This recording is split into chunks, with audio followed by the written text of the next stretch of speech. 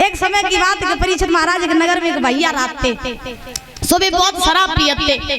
जब बहुत शराब पीते थे तो उसी समय महाराज जब शराब पी लेते तो उन्हें पता नहीं रातों के हम क्या गा रहे और चल कहाँ रहे। सो एक बार वे भैया शराब पी के अपने नगर में आए और जो परीक्षित महाराज नगर में आए सो उन्हें देख के जो छोटे छोटे बच्चा रहे सो उनके ऊपर धूल डालने लगे।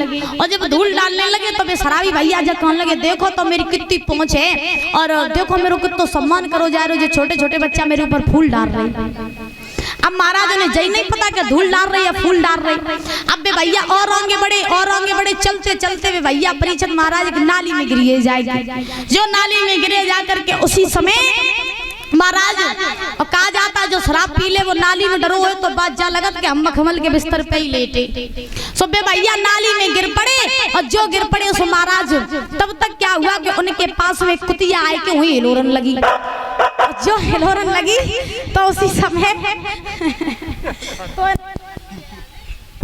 कुतिया जो रहे सो परीक्षित महाराज बहु हुई हिलोरन लगी। अब उसी समय में भैया ने क्या करो कि वो कुतिया को जो देखो तो जा नहीं पता कि जब कुतिया एक को है सोन भैया ने क्या करो कि वो कुतिया के पीठ पे हाथ फिरान लगे।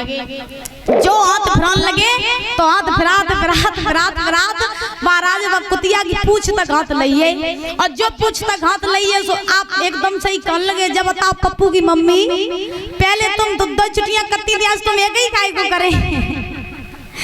अब उन्हें यही नहीं पता कि जो पप्पू की मम्मी है जो कुतिया है। अब उसी समय महाराज वो कुतिया वहां से चली गई। धीरे धीरे नाली में लेटे तब तक क्या हुआ कुत्ता आओ वो कुत्ता पास में हिलोरन लगो आए कि जो कुत्ता हिलोरे लेने लगा सो कुत्ता उन्हीं के पास गो उनको मुख चाटन लगो।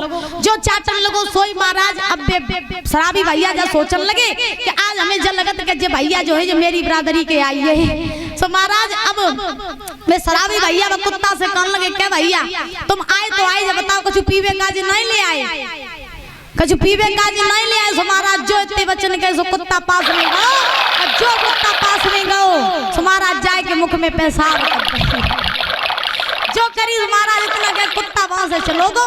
इसीलिए कहा जाता है जो शराब पी लेता फिर भाई होश नहीं रहा हम क्या कर रहे कर रहे। बोलिए गोविंद भगवान की। कंस का धोबी मिला भगवान को तो ग्वाल वालों ने कन्हैया से कहा प्रभु कन्हैया ऐसा करो के ये कंस का धोबी है जब पता वस्त्र ले लो क्योंकि मामा कंस की धनुष यज्ञ में चल रहे वहां राजा महाराजा हुए तो अच्छे अच्छे वस्त्र पहन ले। भगवान ने धोबी को बुलाया धोबी पास में आया। धोबी कहने लगा कौन हो तुम? भगवान बोले मेरा नाम कृष्ण है वृंदावन से आए। धोबी कहने लगा तुम बे कृष्ण हो जन वन में गाय चुराई लूट लूट के माखन खाओ गोपियन के वस्त्र चुराए। भगवान बोले हम बे तो धोबी कहने लगा हमसे कौन सा काम है? कन्हैया बोले हमें वस्त्र दे दो। धोबी बोला शकल देगी तुमने वस्त्र पहनवे की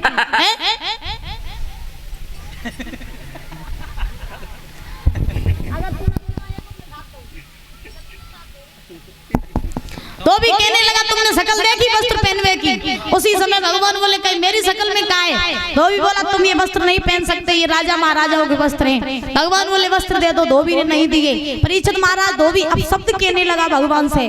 भगवान को क्रोध आया। भगवान ने एक तमाचा दिया धोबी का प्राणांत हो गया। ध्यान रखना ये वही धोबी था जिसके कारण त्रेता युग में मैया सीता का वनवास हुआ था।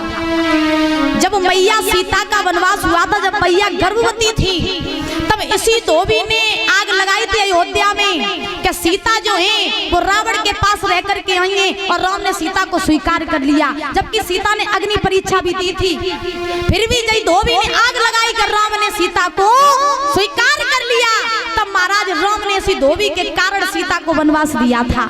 तब राम ने कही थी इस धोबी से अभी हम मर्यादा में उल्लंघन नहीं करेंगे द्वापर में आएंगे तब तो देखिए। तो महाराज वही समय आया भगवान एक तमाचा दिया धोबी द्वारा उठ नहीं पाया कटी ऊपर की टिकट। अब महाराज ग्वाल वालन ने वस्त्र पहने आगे बढ़ करके क्या देखा कि सामने से 3 जगह से टेढ़ी कुबड़ी चली आ रही है नाम है कुब्जा।